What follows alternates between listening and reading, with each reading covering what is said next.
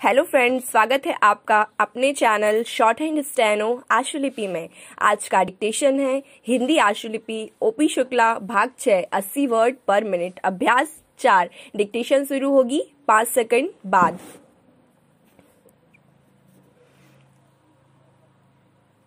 Start.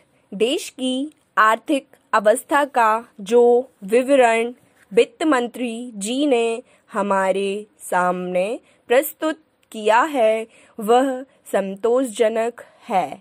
हम देश की आर्थिक अवस्था को मजबूत बनाने की दिशा में अग्रसर हो रहे हैं। विभिन्न क्षेत्रों में उत्पादन बढ़ रहा है, जिससे आशा की एक झलक दिखाई पड़ रही है।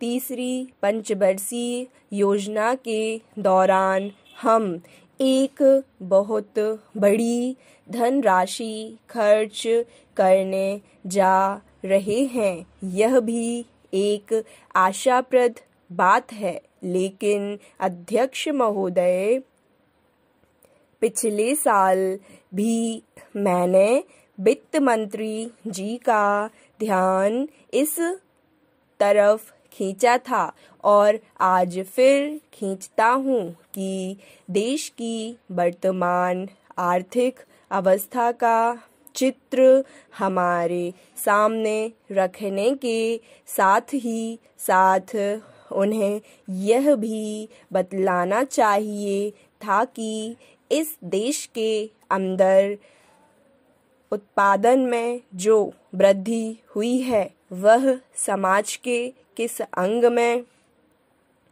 किस रूप में उपयोग में लाई गई है।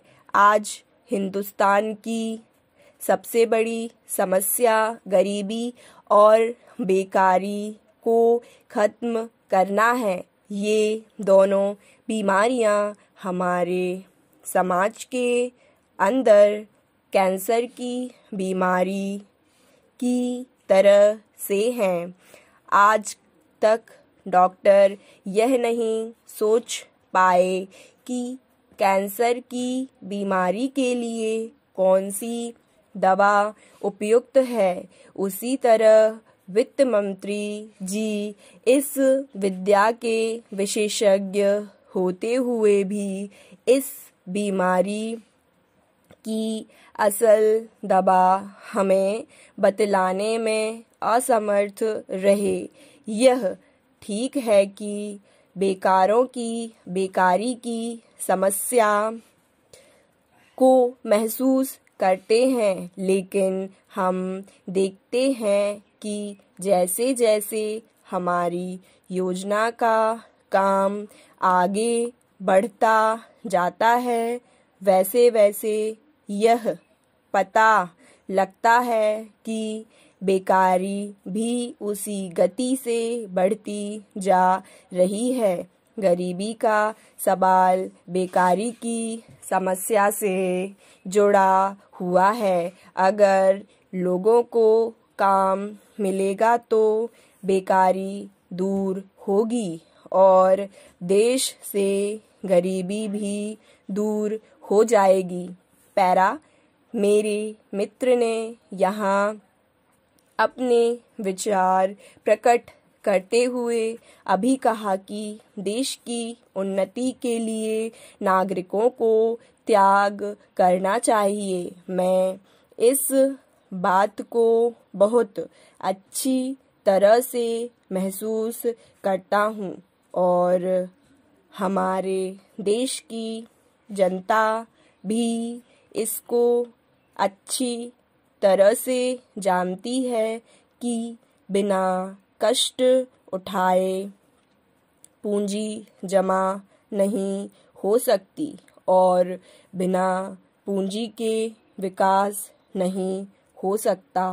परंतु सिर्फ इस सदन में खड़े होकर कह देने से पूंजी नहीं बढ़ सकती। जनता हर तरह से सहयोग करने को तैयार है, परंतु उसे रास्ता आपको दिखलाना चाहिए। आपको स्वयं कुछ त्याग करके जनता के सामने जाना चाहिए। तब आप विश्वास रखिए, जनता हर तरह से आपकी मदद करने को तैयार रहेगी। स्टॉप।